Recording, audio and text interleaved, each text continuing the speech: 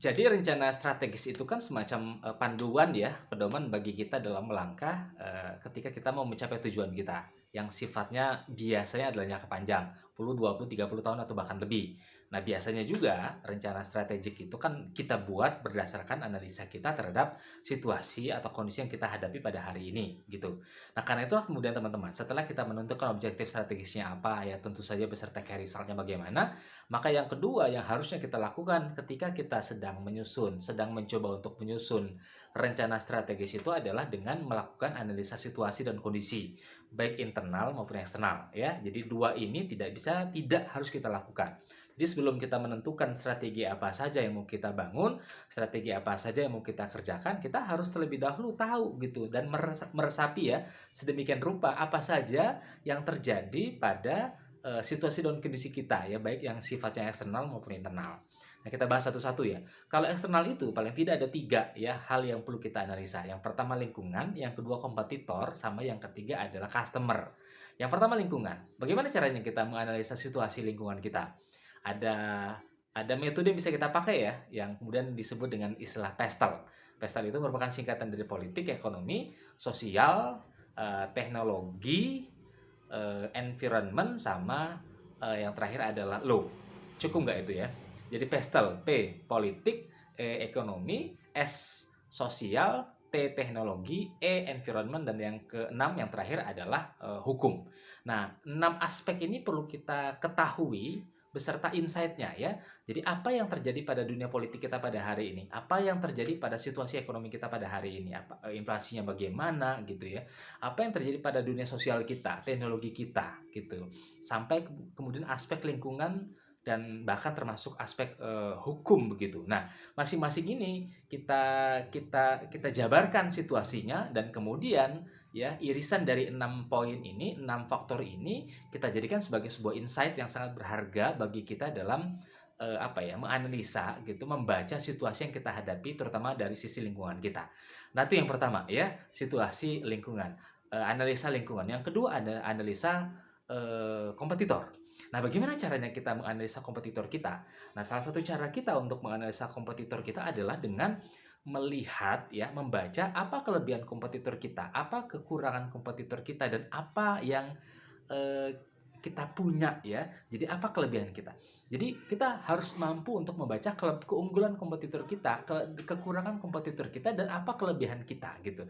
Kenapa? Karena dari situ kita bisa mampu untuk memposisikan gitu, mengambil positioning yang tepat gitu.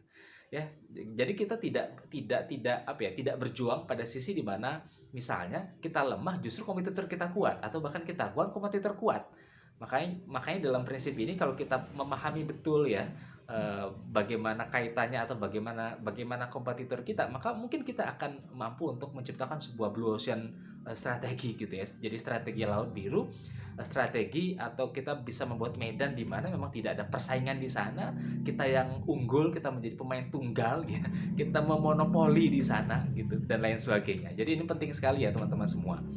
Nah, itu yang bisa kita lakukan dalam rangka untuk menganalisa kompetitor kita.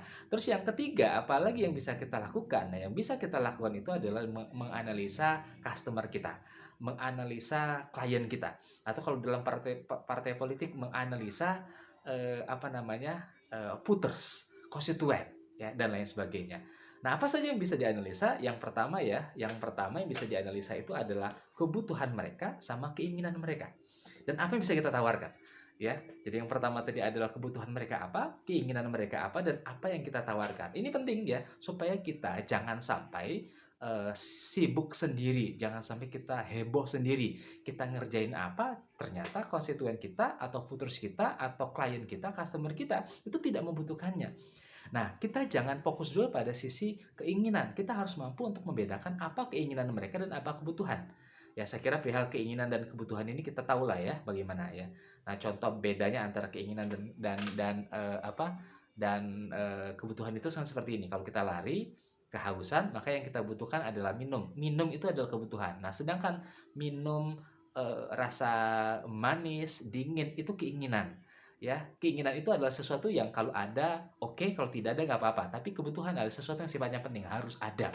Nah, karena itu kemudian kita harus tahu apa kebutuhan klien kita, apa kebutuhan customer kita, apa keinginan mereka, dan apa yang bisa kita tawarkan. Nah, itu analisa ini ya, analisa apa namanya, analisa customer kita.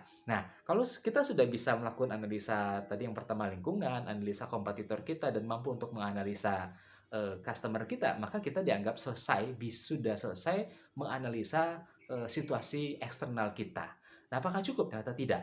Kita juga harus melakukan analisa internal, ya, menganalisa internal kita. Nah, salah satu metode yang bisa kita lakukan untuk menganalisa internal kita adalah dengan metode McKinsey 7S, ya, McKinsey 7S. Nah, ini jadi modal berharga teman-teman semua. Jadi kalau kita udah selesai dengan metode dengan menganalisa eksternal dan menganalisa internal kita, maka kita relatif akan lebih mudah dalam rangka untuk menyusun strategi. Kenapa? Karena kita sudah selesai pada tahap untuk menganalisa situasi yang kita hadapi pada hari ini, baik yang bersifat eksternal maupun yang bersifat internal. Terima kasih.